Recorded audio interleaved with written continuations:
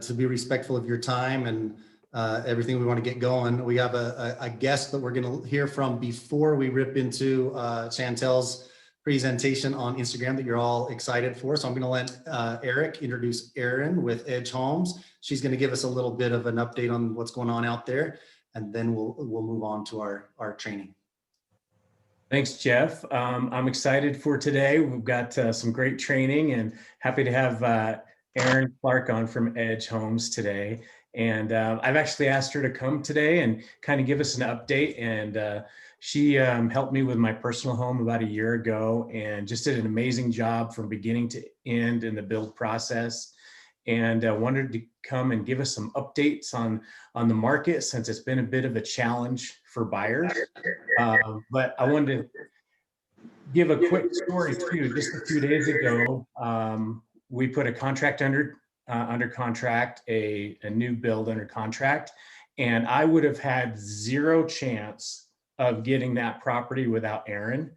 And the reason is because if you're looking on the MLS, they're going to be gone before they hit the MLS. So I call Erin and I say, this is what I'm looking for. This is where I'm looking, a little bit about my buyer, and I register him. And then I just let her call me when something pops up. So if I would have been looking on the MLS, or my clients would have, I wouldn't be under contract. So that's the value of having, a great agent, like Erin at Edge, just kind of looking out for you and helping you out in the background. So thanks, Erin, for coming on. I really appreciate it for a little update, and I'll let you take it away. Okay, thanks so much for inviting me. I really, really, really am excited. This market, especially like Eric said, I feel like more than ever before in my whole career, it's critical that we have really close relationships with each other like never before. I sort of joke that this is an experts only kind of market. This is double black diamonds. Do not approach this market unless you have it's experts only. Like, you need an agent. If you're trying to do this without an agent, you're not going to win. And I feel like we all need to kind of work as a team, like Eric said, where he's like, I've got this buyer that can do this. And then the second something comes up, I have to immediately text him. It's just, you have to be so quick. I don't know, I guess that's this new market. So at Edge, we do have some inventory coming pretty much every week. We'll have either condos, townhomes, or single family lots coming. We've been seeing a lot of multiple offers, just like you guys have been seeing a lot of multiple offers. Edge just announced that they felt like their pricing was definitely well below where the market is headed. So they announced a price increase that should make it where we're more, basically when you look at the MLS and you see 375, it really is closer to 375. It's not 400. You know what I mean? So hopefully that will help with the multiple offers, and the people will have a better idea of where, how much really is a townhome. For us, for example, I just got the price sheet, and for example, so in Bluffdale, townhomes are right in the 400 right now, like 395 and 407. I mean, if you're from Utah, you're like, what just happened? But if you're from Colorado, you're like, what? I could still get a townhome for under 500. So it just depends on your perception, I guess, and what's going on. But just, I just wanted to let you guys know that we have all of February. I was trying to write down how much inventory we have, and it's quite a bit. We've got Saratoga Springs, Harriman, Eagle Mountain, and Bluffdale, and Vineyard. Lots of inventory coming. So I know that's super hard, but the thing about it is you guys don't see it until it's already been released, because that's when the office puts it on the MLS, is the day of the release. And I feel like if you want to know, just I can give you an update of what's coming each week so that you're ready for what's coming if you want to. I don't know, because it feels like that's how we have to do now. I'm trying to lean in. I'm trying to adapt to this chaos that is our market. And I mean, I want to take suggestions from you guys too of what would be helpful for you guys. But I've been doing that and it seems to be helpful for some people. They'll go, oh wait, I do have a client now looking for, they finally will go to Eagle Mountain. What do you have under 550? You know what I mean? That kind of stuff. So if that happens, definitely reach out, because we'll have stuff coming that you wouldn't know about until the day it opens, which feels too late nowadays. So I'm happy to share that with you. Do you guys have any questions for me about new construction? I feel like you guys know a lot about Edge and new construction, but are there any questions you guys have?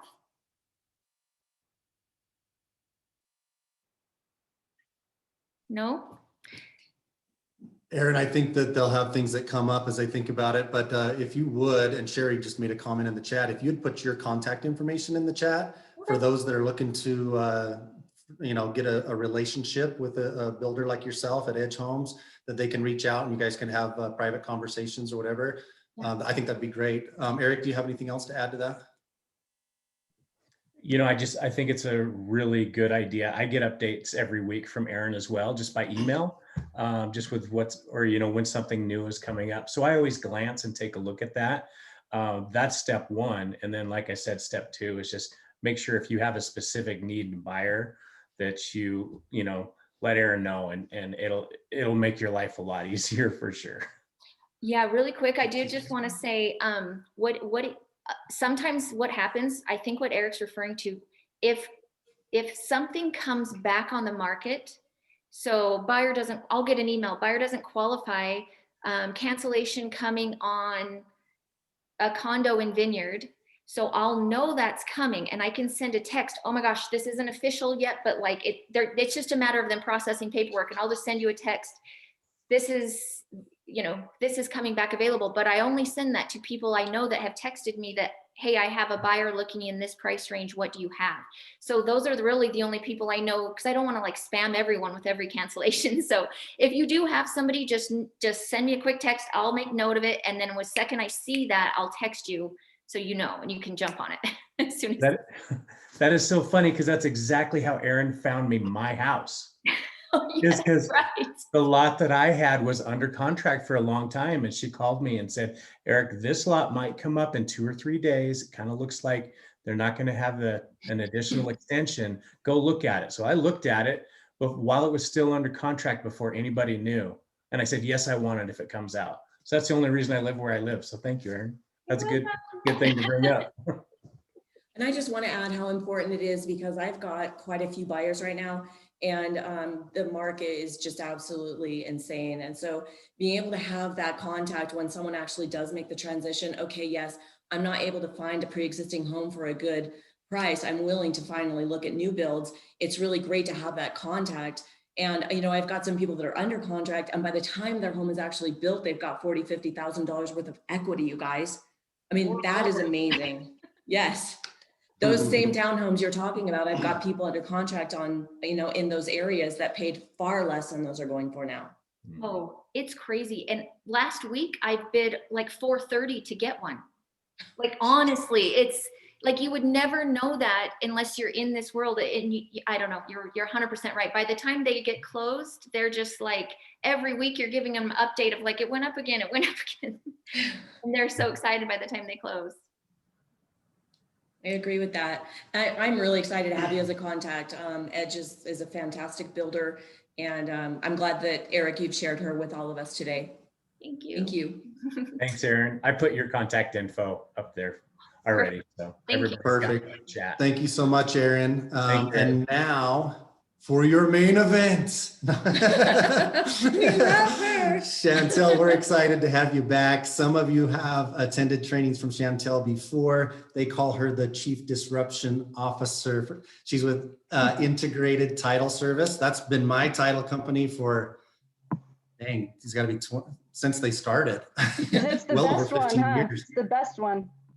Yeah, it's been amazing. They do an amazing job, and Chantel kind of like helps in adding extra value to the agents on ITS's behalf. So definitely reach out to us. We'll get you their contact information. Chantel's kind of a branding expert. This isn't all she does. She's involved in other businesses. She's owned other businesses, but because of that, she has specialized knowledge in marketing, social media, branding, all those things that we fumble with. So today's the main topic is building your business with Instagram. So Chantel, Yes. I'm going to just turn it over to you and let you go. We'll go, 45 minutes to an hour, right around the 1 o'clock hour. Okay. We'll shoot for it, but if there's Q&A, I'm not opposed to going. Yeah, and feel free, guys, have your phones out. Like, it's probably the one class you'll ever be in where your phones are encouraged to be with you at all times, because Instagram is a phone-based thing. So it's easier for you to see if you can have hands on to your own account and figure out where to go and where I'm looking and all of that. And then I'll just throw into another, as I'm pulling up my presentation, just a shout out to Erin. You guys, she really is awesome. Of all the Edge agents out there, she and I worked on the Women's Council last year together, and she is phenomenal. So you guys are in good hands with her for sure. She's awesome. All right, so because we're on crunch time and I've got a bunch of information to spew out, it's going to be, again, like drinking from a fire hose, so get ready. Please feel free if you have questions. Just like, I don't care if you just unmute and interrupt me. It doesn't bother me at all. A lot of this questions will come up as you're looking at things, and so it's really important that you get them out, because waiting till the end sometimes doesn't work and then we forget. So just kind of keep that in the back of your head. A few things we're going to go through today. We're mostly going over the business profiles. We'll touch a little bit on personal, but we want to really dig into what the business profiles have to offer. So we're looking at the dashboard. We'll be looking at tools, placing ads, and then we'll get into some of the tips and tricks that I have, and content, working with influencers, all of that. We'll get through as much as we can in that cutoff time. We may not get to everything, but again, like Jeff said, I'm happy to help you guys however I can. And if you need additional coaching or want to work some one-on-one, I'm happy to help you there too. So without further ado, let's kick into this. So like I said, we are going to be hitting mostly on business profiles. And the reason being is all of the things that have added into the business profiles that make it just phenomenal for you to grow your account and see oh, I accidentally hit the forward button. What you're working with your clients and what's resonating with them, and all of that stuff is so great. Pretty much the only thing that you cannot do on a business account that is available for personal accounts is using music in your stories. So that's one thing that you'll notice if your account is set up as a business account, you cannot use music with your stories. So other than that, if that's a deal breaker for you, then stay on personal. But if not, I would recommend you switch to a business account. If you do not know if yours is a business account, you can easily tell if you're on your main page. If it says promotions somewhere, then you are a business account. If it does not say promotions, then you're a personal account. So in order to switch that, what you would need to do is go into your profile, into the settings, under account settings. And if you scroll down to the very bottom, there's a little thing you can press that just says switch to business account or creator account. And you'll push that and it'll walk you through all the steps. There are two options. It'll give you business versus, I think the other one is like creator account. It doesn't matter. The functionality is the same. It's just a little bit different. The way it presents itself is very, very slightly different. So you can do either or for real estate. So don't worry too much about that. Okay. Now, pros of a business profile. So once you switch your profile over, what you'll see is, and this takes a little while for the information to start to collect and aggregate for you. So the first few days you might not have anything, but by the end of the first week, you'll start to get some information. And then by the end of a month, you'll have all the information at your fingertips. So what it will allow you to do is to unlock some perks that come along with your account, and allows you to track a bunch of metrics and understand your audience a little bit better. So once you have that done, you'll start to see, like I said, takes a few days for that to start to compile some information. But you can view impressions, engagement data.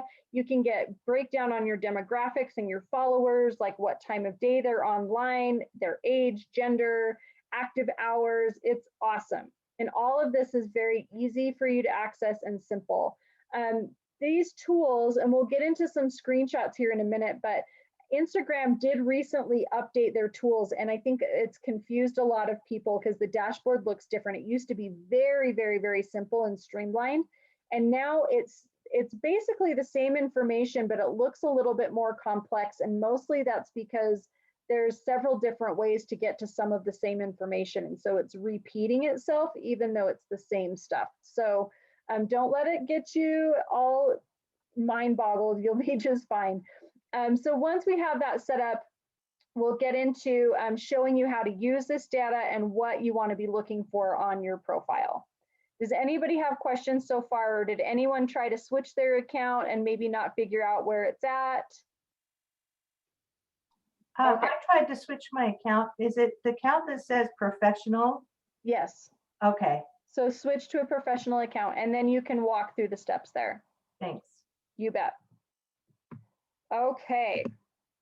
So these metrics, one of the biggest things you're going to be able to track is your growth rate. So you can see how many people followed you or unfollowed you for the week.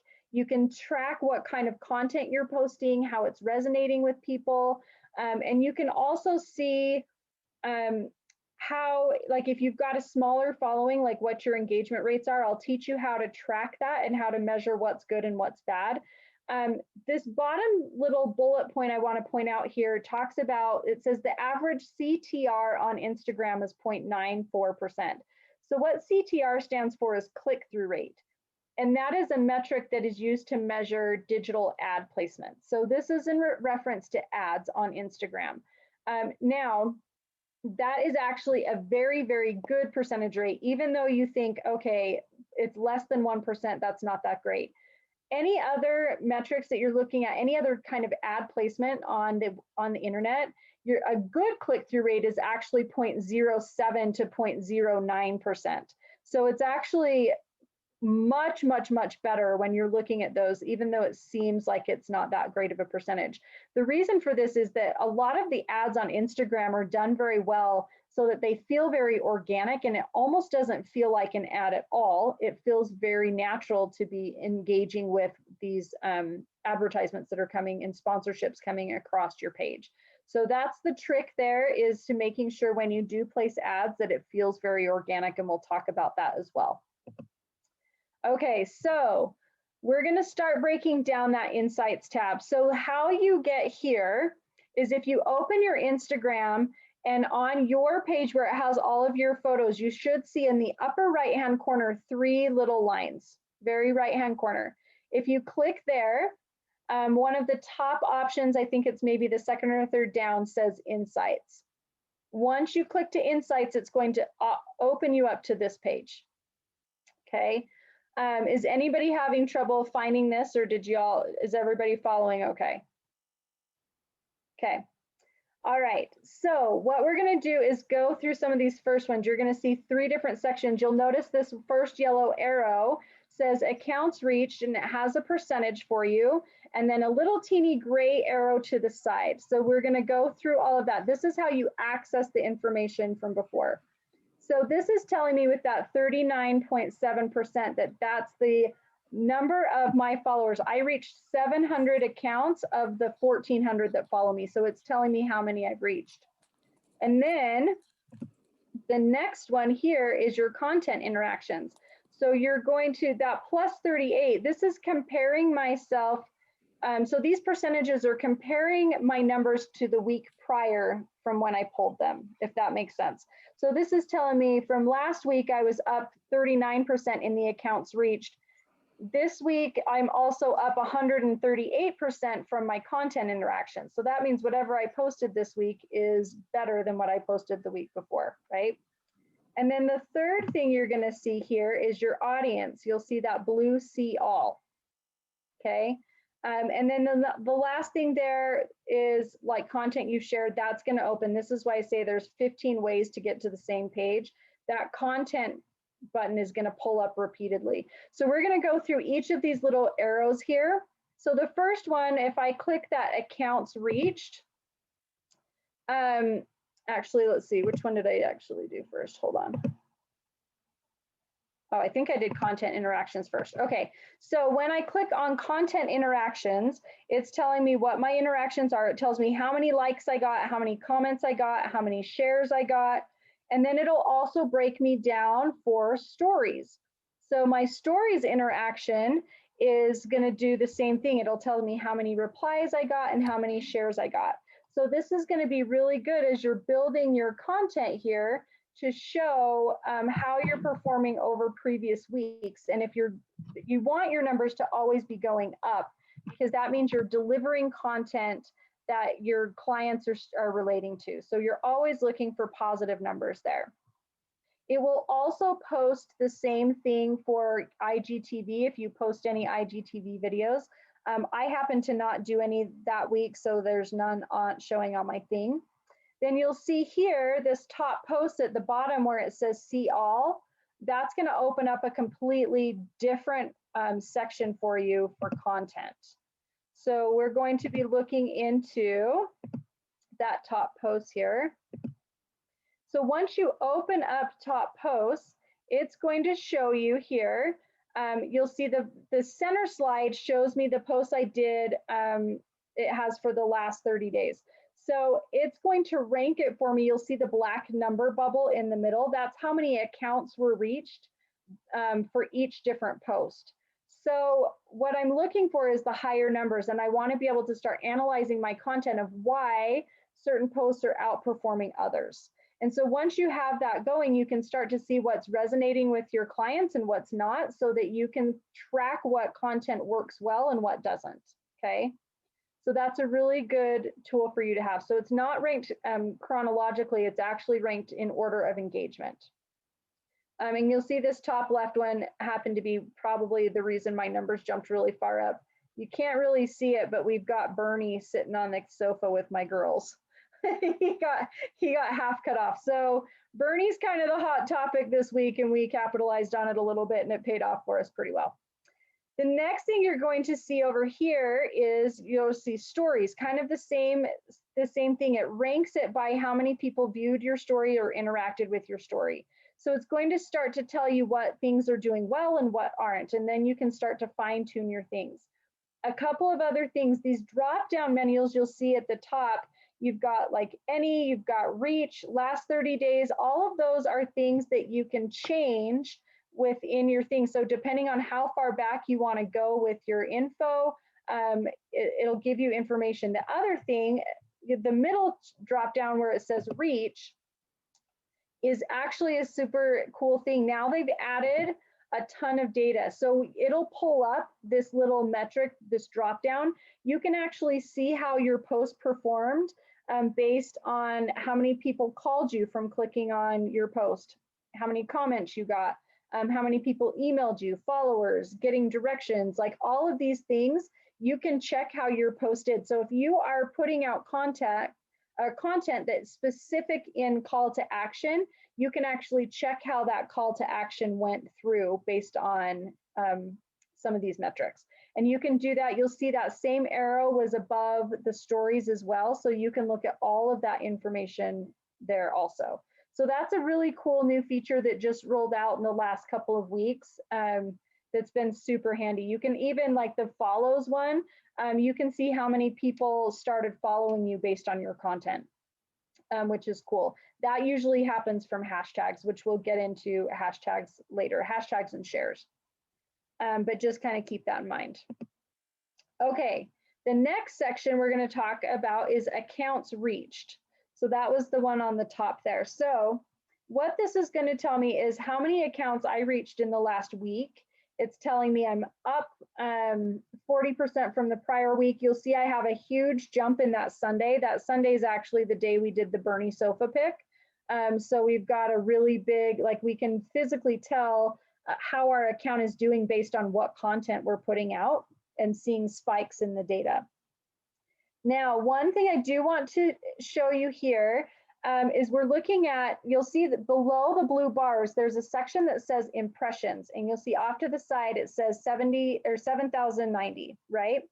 So what I'm looking for is I want to always compare that impressions number with the accounts reach number. So right below accounts reached, you see it says 707, okay? So that is how many different people, different accounts saw my post, okay, or all of my content.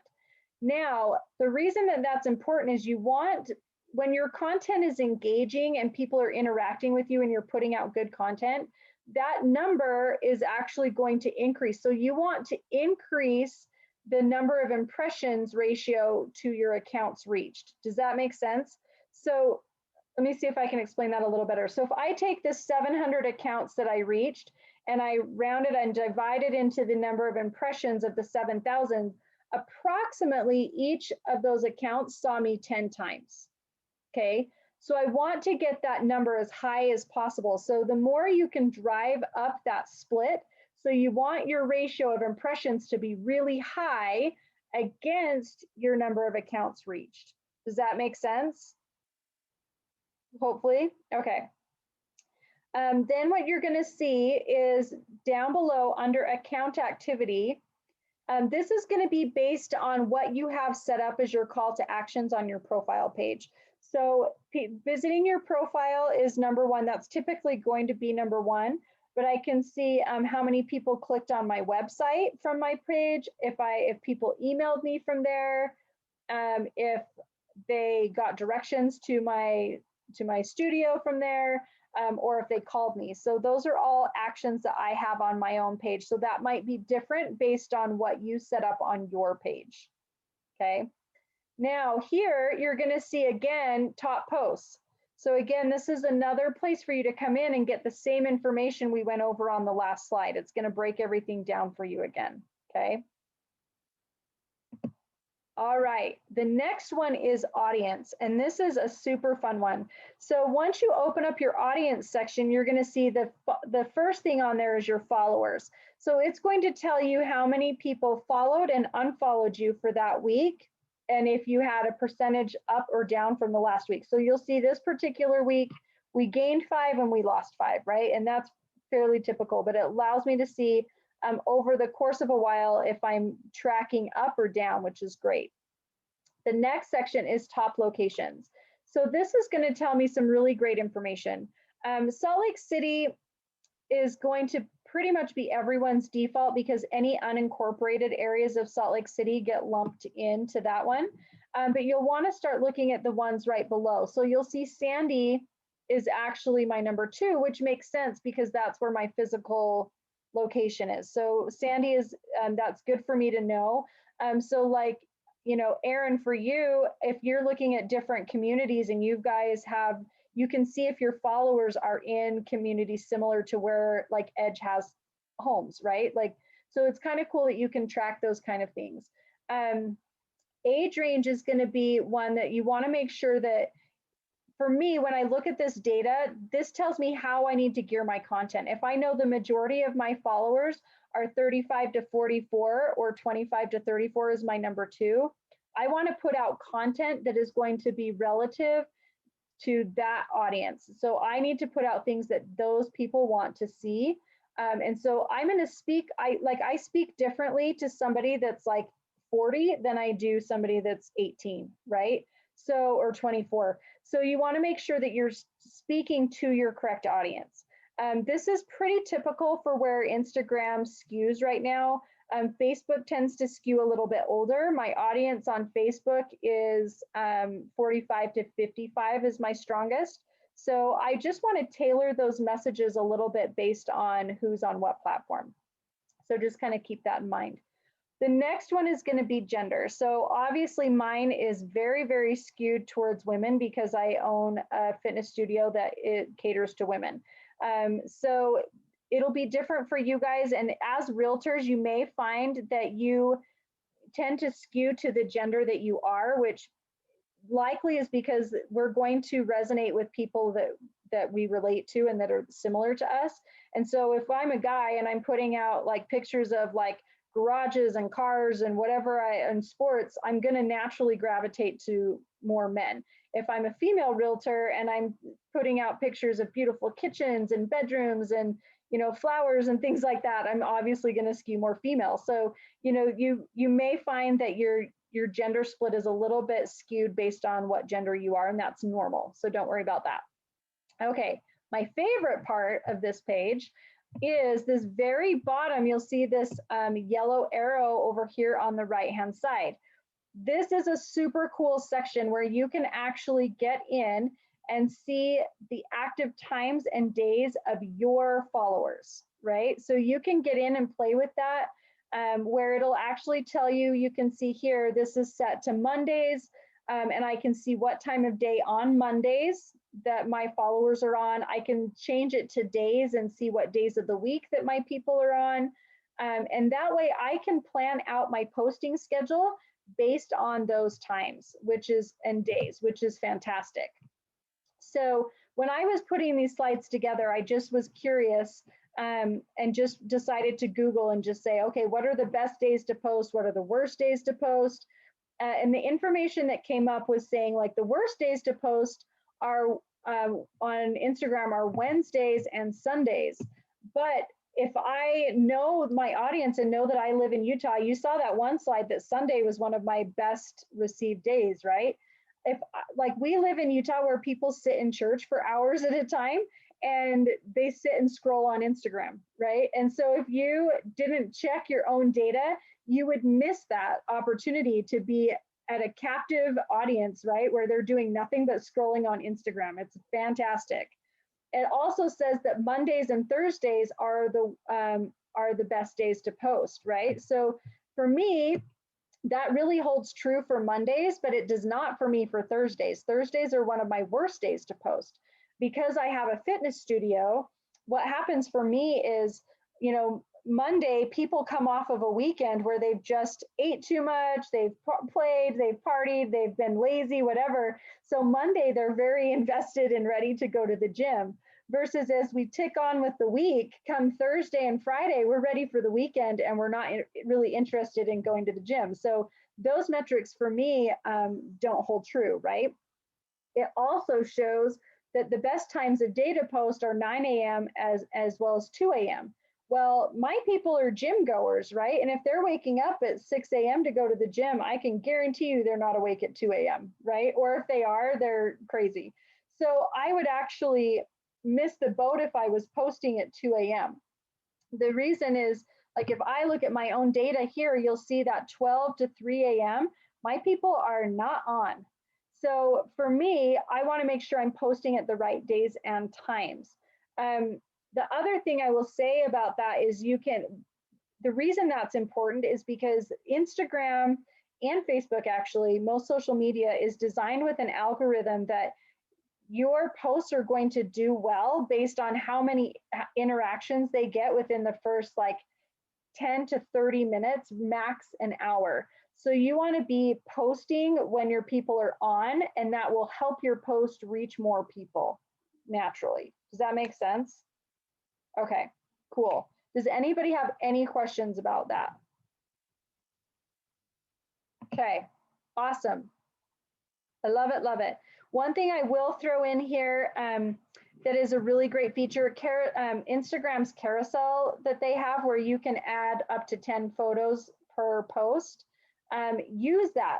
The reason being is that actually is going to get you more interactions on your post, because if it comes up in someone's feed and they don't scroll through all your photos, the next time they reload their feed, Instagram's going to put your post back in there on the next photo. So it looks like fresh content. It's awesome to do it that way. And so it's actually a benefit to you. And also it helps you so that it's not like your whole feed. I mean, Jeff and I were joking about my trip to Mexico, but if I had individually put up all of those photos, like that would have been a nightmare, first of all, but nobody wants to see each of the individual photos of the same thing. So I can be strategic about what photo goes on top so that my feed looks good. And then as people reload their feed, it's going to pull up with the subsequent photos that maybe weren't as aesthetically pleasing, but I still wanted to get them out there. Does that make sense? Okay, awesome. All right, let's talk a little bit about content. So content is the biggest thing for social media. You've got to make sure that you're using it wisely. This can be your greatest tool. You want to make sure that you're telling your story, you're giving people things to interact with, right? And one of the ways you can do that is to like ask questions and talk about things. You want to get people engaging with you, and content is the way to do that. There's a lot of different ways that we can word things or phrase things when we put them out on social media. I'm going to give you an example of a realtor I've worked with that we were going through her social media and she showed me one of her posts, and it was like her daughter with one of her open house signs or something. And it just said, you know, the content that she put, the words she put with it was something to the effect of, oh, look at my cute little girl with my open house sign. Just something super generic. And she said, well, how could I get more content or get more engagement here? And I had said, well, what if you had worded that more as a question, right? Like if you phrased it, how many of you are business owners and what do you do to engage your children in your business? Or how do you get that entrepreneurial spirit for your children? Something where you're prodding people to engage with you, right? So engagement is how we control the algorithms within our Instagram, Facebook, all of social media is based this way. You are rewarded when people interact with you. So you've got to be thinking, don't just post to post. So you've got to be thinking of how can I get people to comment? What's going to prod a comment out of someone? And then when they do comment, you want to respond, and we'll talk a lot about that. But your content and what you're putting out and how you phrase things is probably one of the most important things you can utilize for social media. Okay, so what I will say with Instagram, because it is a little bit different than Facebook and some of the other platforms out there, you want to make sure you've got to be very organic feeling. So it's got to feel very lifestyle. You can't be pushy with people. You don't want people to feel like they're being sold to. It's got to be very easy. You kind of tease it, and it's got to be like, hey, this is me and what I'm doing in my life, and look how great it is, right? And so it's kind of playing a little bit of that game, but just make sure you're not pushing sales with people. So how can you take what you do for a living and put it out there so that it tells a story and it's something that people want to read and listen to? So put yourself in the eyes of a consumer, right? Or the shoes of a consumer.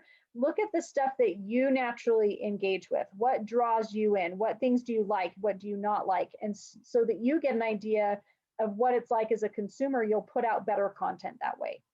Okay. User submitted photos. I'm going to just quickly touch on this one. This is something you can do to get people engaging with your page. It's great for stories. It's great for all sorts of things where you have people send you in photos, maybe for a contest or something, right? Like Mac does this a lot. Like they'll have people use their makeup and then they post pictures of their face with the makeup and name out the products they used and whatnot. There's a lot of things you can do with this too. Like you could even do partner up with maybe you know, an appliance company or something, and you give away a microwave and maybe show us your most desperate kitchen remodels that you need, you know, like think about something like that that you can do. Just be careful. You want to make sure that the photo, whatever you're doing, fits in with your brand image. You want to make sure that the people you're working with, if you partner with people, that they have the same shared audience, that it's worth it for you to do something like that. And then make sure, obviously, that you're doing something that's going to be appropriate. So you always want to be the one filtering the photos and not just having something go up there that maybe would be inappropriate or clash with your brand or message. So just a couple tips there. Okay, let's talk a little bit about Insta Stories. This tends to be the other one that people have a lot of questions on, and how to use it and when to use it and what is it and why and all of that. So let's dive into this a little bit here. So Instagram stories are different than the regular posts, okay? So when you open your Instagram and you're on your feed, you may notice a bunch of circles up at the top that have kind of that Instagram rainbow around them. Those are people that have put up new stories. So stories are only live for 24 hours. They go away after 24 hours. They can be saved. So you'll see on this screenshot on the right where it has like the pink heart that says bar body challenge, and then the other ones there. So you can actually create highlight reels.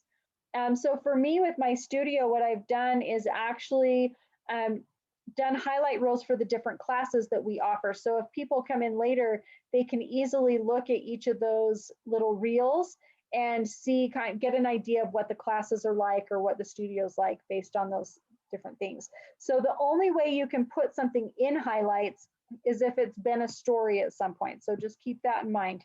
You can't put random stuff in the highlights. It has to have been a story. So just keep in mind, this is kind of your place to be a little bit more raw, a little bit more authentic. It doesn't have to be these perfectly edited photos, Photoshop, whatever, you know, professionally done videos. It can be just raw stuff with your cell phone, and it's a little bit more authentic. People expect that authenticity here. There's a lot of fun things you can do here. They've done a ton of face filters to compete with Snapchat. They've added stickers, texts, boomerangs, like there's so many different fun little things that you can add to your stories. So get in and play with it. There's lots of options you can do, little animated GIFs, you can do, I mean, adding all sorts of stuff to your posts, which is great. One of the things I do want to say is if you're going to ask a question or use the poll feature, you want to make sure you're giving people positive things that they want to respond to. So this one here, it'll show you, you know, it defaults to like yes and no, but you don't really want to use negative responses for it because people tend to not want to respond if they're going to say, you know, if you said something like, oh, I just repainted my office, do you like it? Yes or no? People don't want to say no, and so they just won't respond at all. And so you want those algorithms to work in your favor. So try to give like 2 positive options or maybe like 2 fun options so that people will be inclined to engage either way, right? So you'll see like this donuts one, which one, plain or sprinkles, right? Like that doesn't offend anyone. Nobody's going to care which one you submit, and it's kind of a fun thing. So have some fun with it. And just, again, keeping that engagement in mind.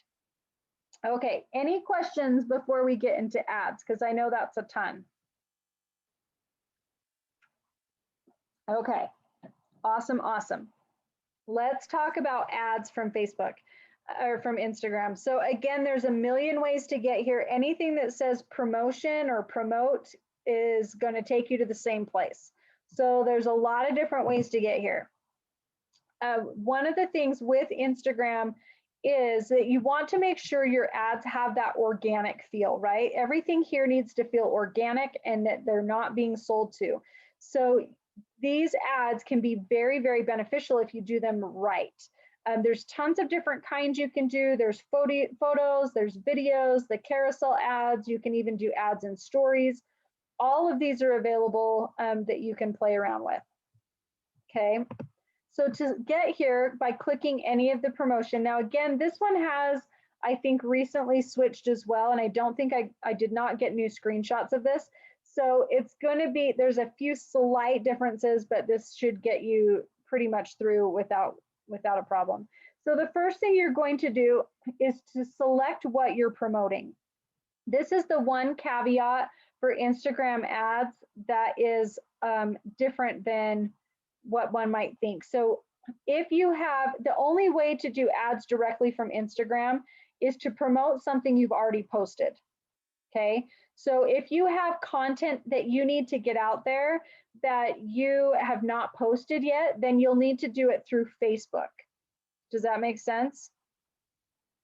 So when you open this up, it's going to pull up for you all of your past posts that you can select from. So the benefit of this is I can go through my posts and see what things got really good engagement and interaction and choose that, because if it interacted well with the audience that I already have, the odds are higher that it's going to do well with a public audience, okay? So selecting there, once you select it, you want to decide what to do with people. If you want to select people to your website, to your profile, or I think storefront is now changed. I believe now it's through messaging, and there may be a WhatsApp option as well. So we can dive into that and see. But you're going to select where you're sending them. If you're trying to grow your followers, you want to send them to your profile. If you are promoting like a listing or an open house or something where you have an outside landing page for them, you want to select website. I always recommend creating custom landing pages for whatever your ad is, because people tend to, like, if they go somewhere and you've sent them just to the homepage of your website, they're going to bounce and leave. So you want to make sure that you're sending them to the correct place, and that there's a good landing page that makes sense for them, so that when they get there, it makes sense for whatever they clicked on, right? If they have to hunt for the information, they'll bounce. If it doesn't make sense to them, if it doesn't flow, they'll bounce. So I always do custom landing pages for my ads, just as a caveat.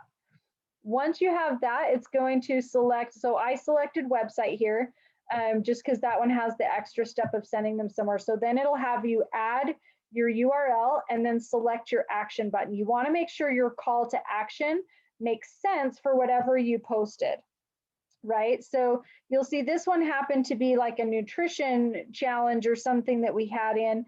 So this was going to be one where we needed them to sign up for it. So you'll see, I want to make sure they sign up, right? If it's something that's a listing, you might want learn more. Maybe if you have an open house and you're booking showings, it would be a book more, contact us, right? You just want to make sure whatever you choose, it makes sense, okay? Once you have that, you're going to be able to start setting some parameters for your ads. This is where you've got to be really careful as agents that can get you into hot water if you are not being compliant with fair housing laws. So make sure you double check. These laws are changing all the time. There's different things. And as you know, Facebook and Instagram recently went through major lawsuits where they're really strict about things right now.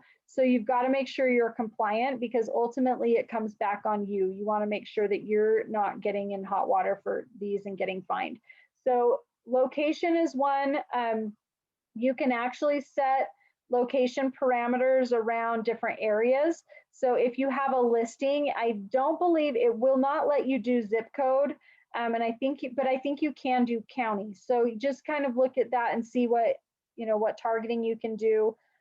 Age and gender, that's another one to be really careful with. So I believe you can set it at 18 because you have to be 18 to sign a contract. So, adjust that as you need to. And obviously keeping it male or female, you want to make sure that stays good. You'll see the center slide under locations, and then under locations, it says interests, right? You want to pick in some things that would be relatable to the person that you're trying to target. So you'll see a couple of the things that I have in that one. It's targeted because it was a nutrition thing. I want to target people that are interested in organic food, farmers markets, right? But there's a bunch of real estate things in there that you can get in and target. So different things, and even for age groups that you're trying to target, think about what those people are interested in, try to get in their heads and put in some interests that they might relate to.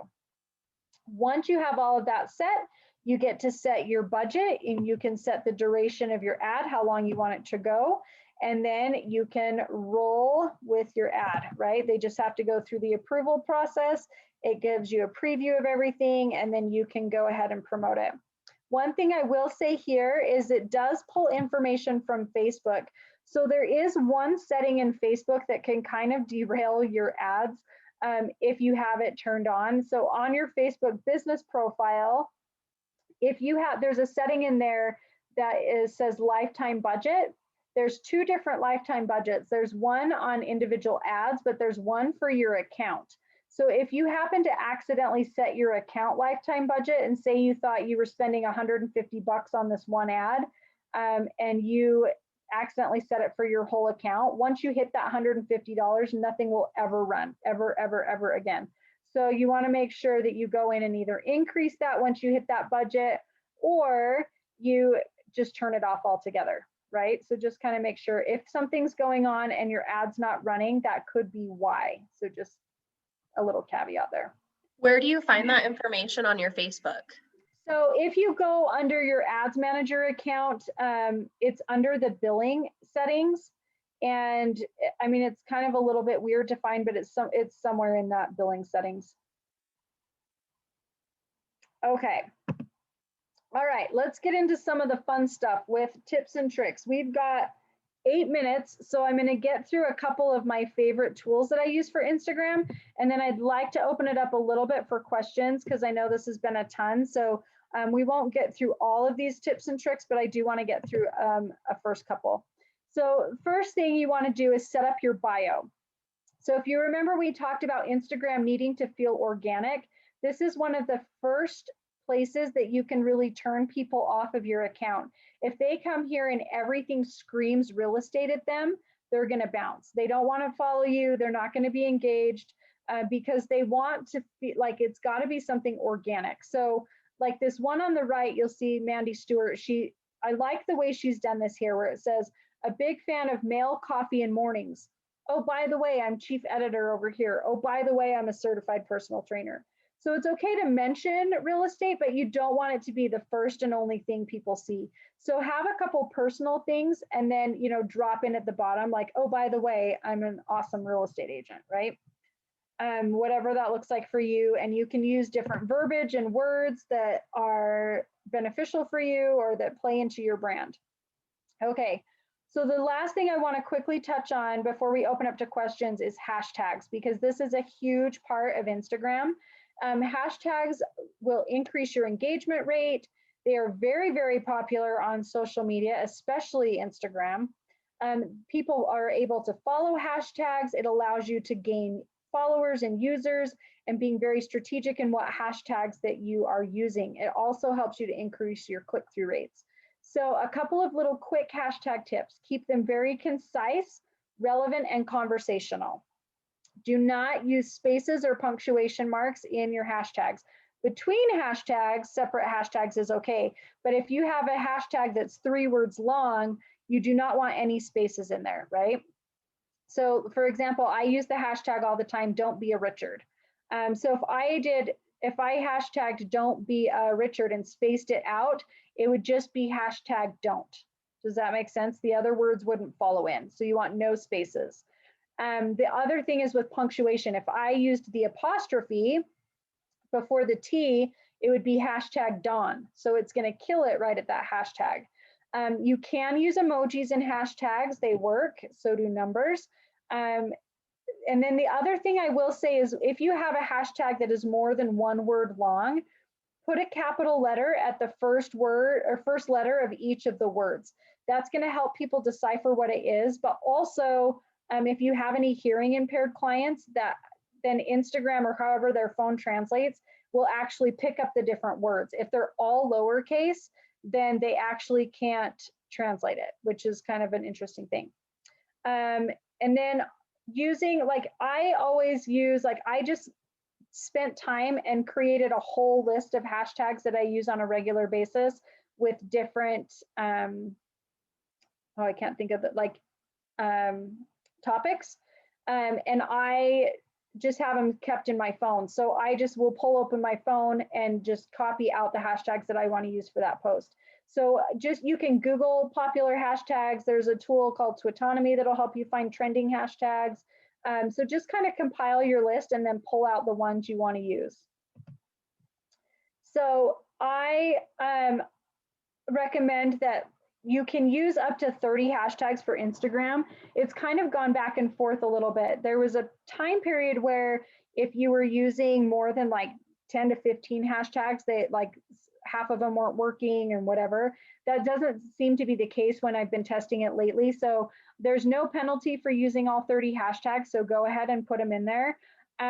There's always the question of, do you use your hashtags in the post itself or in the first comment? Doesn't matter. Either one's going to work. It's whatever's easier for you or whatever you want to do. I always throw mine in the post because I'm too lazy to come back in and comment. It's an extra step that I don't want to do. So just kind of keep that in mind. Also, if you are looking for hashtag engagement, do not use the carousel feature. Okay, so single image photos or videos only. If you use carousel feature, they don't work as well and your hashtags will not pull up. So keep that in mind. And then I always recommend you create a couple of branded hashtags that you can start using for yourself and for clients to help you start to build brand recognition and credibility. So just kind of keep that in mind. So, all right, guys, we have 3 minutes Does anyone have any questions? You don't have to talk really fast. We can go past 3 minutes, but Brandon, go ahead. You raised your hand. I do. What do you suggest or recommend for the best way to start growing a following?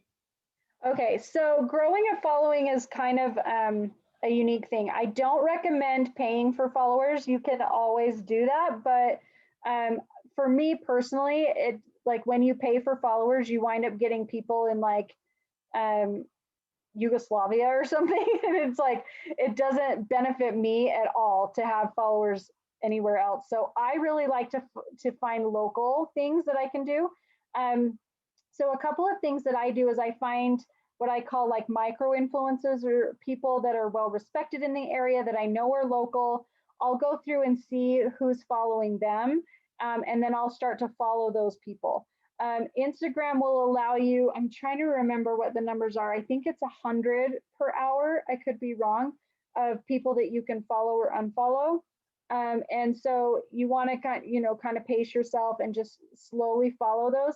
And then as you do, you can clean out the people you're following, because you have to play that game. Like, I mean, I'm sure you've seen that somebody sends you a request and they have like 500 followers, but they're following 30,000 people. Like, that's a flag for you that they're just trying to grow their following. So pace yourself with it. And it's kind of a slower game at first, where you're following people and then unfollowing and following and unfollowing and kind of playing that game. But it builds up over time, right? And I really like to be strategic and try, like, I'm really funny about it. I will only follow women because obviously that's my target market. And I try to find people that I can tell are local, because that's what makes the most difference for me. And so everything that I've done has been built organically. I've not been the one, like, I could easily go out there and build up a whole Instagram thing, but that's not what I want to do. And it's not where I want to spend my time. So everything that we've built has been organic, which I'm grateful for. But it's just kind of a game. Once you get it growing, it's a bit easier and people will follow you more easily. So just kind of keep that in mind, but that's the best way to start. Okay, what other questions? Yeah, Zane, I see your hand in there. So going back what we were talking about on the music, I know they have Creative Commons out there. Are you able to incorporate those Creative Commons into your post or no?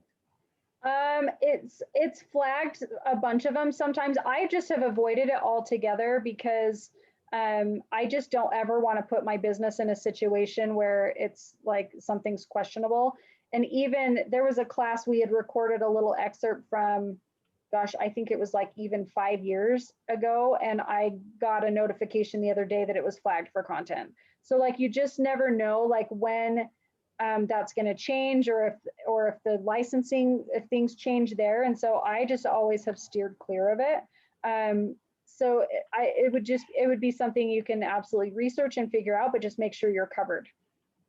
That makes sense. Thanks, Chantel. Yeah, you bet. And then on that last question for everyone, I'm growing my social media right now because I'm running for student body president at ISU. The best way I found to do that is to go and focus on organizations. So say, for example, your REITs and your RIAs. If you target those markets, you're able to grow it a lot more substantially than just trying to tag on to your friends and everything like that. Yeah. But yeah, which is probably something I didn't explain super well. That's why I said be strategic about who you're going to follow and then look at their followers. And you ultimately want to think of who your clients are, right? Like when you're growing your following, you want to think of who's going to follow you back and who you're going to relate with, but also who are your clients going to be. So it's hard in real estate because a lot of other realtors are going to want to follow you, or people where you're in some of those like organizations and things like that, where yeah, you're natural followers, but are they ultimately going to be your clients? Probably not, right? The idea is how can you grow people that are actually going to turn into customers? So just to kind of keep that in mind. Cool. Anything else? So I don't really have a question, but I have a comment I want to add on there. I really liked what you were talking about, the highlights that you can do from your stories, because I'm a big believer that hopefully you're getting new relationships all the time. So what are they going to see when they go to look you up? you know, what did you leave there on purpose? What did you create? Not necessarily like, oh man, nobody liked my last post, but did it tell a little bit of your story that somebody's going to see next month when they come back and look at your Instagram? I do that with my website. I don't use my website to lead generate. It's there as just a brochure. What are people going to see when they look into working with our team, right? So I really like that. And I know Sydney, I'm lucky I have Sydney that works on our social media, but I did kind of have a question along that lines, because if I didn't have her, I would be like, do I do this myself or do I hire it out? What's your thoughts on the DIY versus a social media company? So I think that's always the question that comes into play, is like, when is that magic point, right? Like when is that tick over? And I think I always recommend having some sort of engagement on your social media, that you always have a personal hand in some way, because even when you turn it over to somebody else, I think people can kind of tell when it's not authentically you. And so you always want to make sure that you have some hand in the pot in one way or another. So if you hand it completely over, make sure that it's somebody that really understands you and your voice and how to do things, so that it comes across as you and authentic. And also, it's a budgeting issue, right? So when you're starting out, you want to start allocating and setting aside funds that you can put into your marketing and continue to grow it. And when you I feel like if social media is a strong suit for you and you're doing it really well and you're getting referrals and leads from your social media, then keep going. If it's something that you really struggle with and you feel like you're sucking wind and you're just not getting something, then work towards being at the point where you can hire it out and have somebody do it for you. So I just think, where are you going to get the most bang for your buck, and where are you going to, where do your personal strengths lie, so that you can grow it yourself or hire it out if you need to. Did that answer your question? Yep, I love that. You know, I was actually thinking of a realtor friend of mine that I can tell hired out his content, because I didn't see anything, and now he's just everywhere, but it has nothing to do with his personality. Right? Nothing. It doesn't, and people can tell. So you want to make sure you want to be real clear if you hire it out, make sure you keep your voice. But you know, if you are a social media rock star, then keep going. If that's something that's generating revenue for you, then keep at it. If it's not and you're sucking, then hire it out. Chantel, do you have a slide on there that has your contact info? I sure do. Let me back out here and get over to it. Let's move it on to that one. Dun, dun, dun, dun. Sweet. Yay. Who else has a question for Chantel? This has been awesome, Chantel. This is great content. Thank you. I do. Okay. Hey, Chantel, thanks for doing this. So I was just curious, do you ever just research how many hashtags are in a certain area so that like you're getting the most? Yeah, sometimes with hashtags, I don't necessarily check an area. I more check overall usage, because there's things that'll trend. Like Utah's one of those places that sometimes tends to trend behind other areas. But one thing I will say with hashtags, I try to look for things that have been used, you know, anywhere between like 40,000 to like 500,000 or 600,000 times. And those are really good. It means it's starting to trend, but it's not overused yet. And you run into trouble when things are overused. Like we think, oh, this will be awesome. It has 16 million uses. And we think that's going to be a phenomenal hashtag. But in reality, it's to the point where it's been used too much. And so your posts don't get seen as much. So you want to be really strategic about it. And then also you can run into issues with shadow banning, where when things get super popular, people start to attach porn images to them, and then Instagram will ban the hashtag. So it kind of shuts down your account a little bit. The other thing you can do is, especially in real estate, is use some local hashtags too, right? Like if I use real estate, that's something that's going to pull up all over the United States. But if I did like Utah real estate, that's a little bit different, or even like South Jordan real estate, right? So it's all about being strategic and using a combination of some local and some bigger. Does that answer your question? Absolutely. Thank you so much. You bet.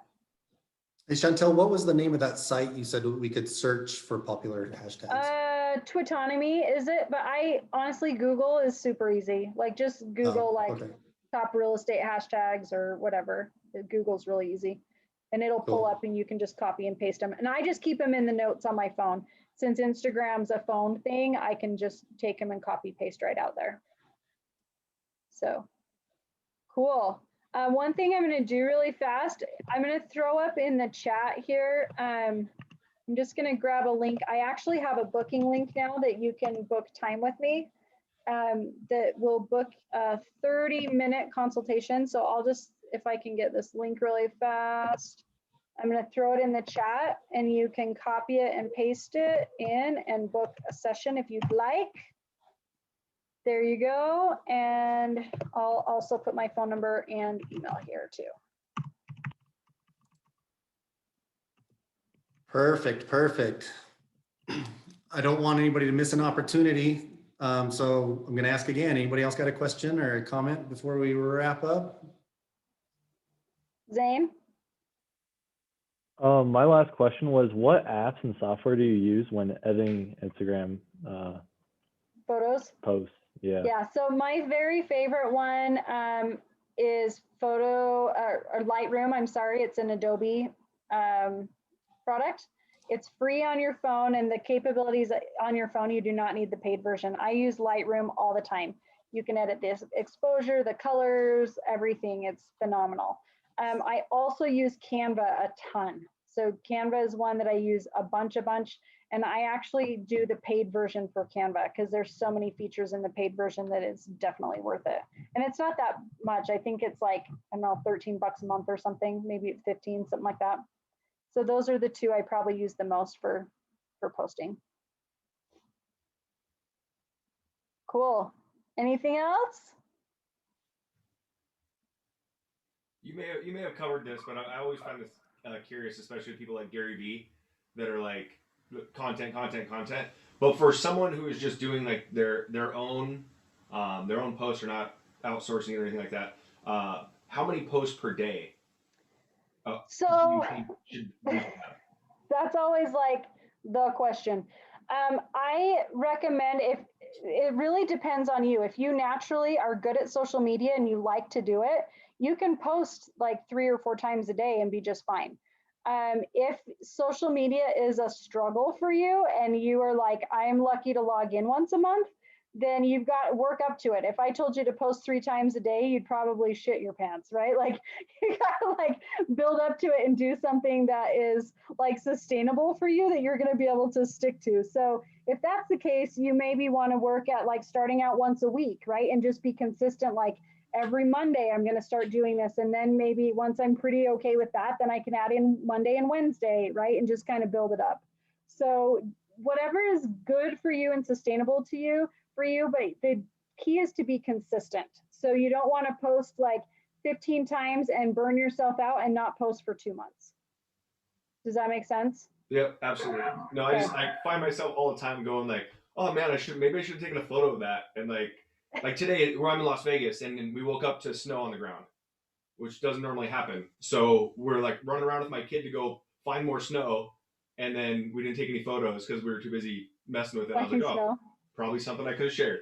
Yeah, for sure. And I think too, one of the biggest things I think that keeps people from posting regularly is lack of content or lack of photos. So seriously, guys, like do a photo stack day. Go visit Erin at like 4 different model homes and take like 4 or 5 different shirts and take different photos in the houses and just save them in your Google Drive or in your phone and download them when you need them. But the more, like, I think oftentimes we think about posting, but we don't have anything to go with it. Just go out there and take a bunch of photos and then save them. You can always use them later. I think that's a great idea. Every once in a while, Sydney will just appear in my office and say, act natural. I need content. And she just starts taking pictures. I'm not here. Don't mind me. Right? Pay no attention to the girl behind the green curtain. Right. Awesome. Anything else? Okay. Thank you so much, Chantel. That was fantastic. You're always Yes, thank you. very, very welcome. Very welcome.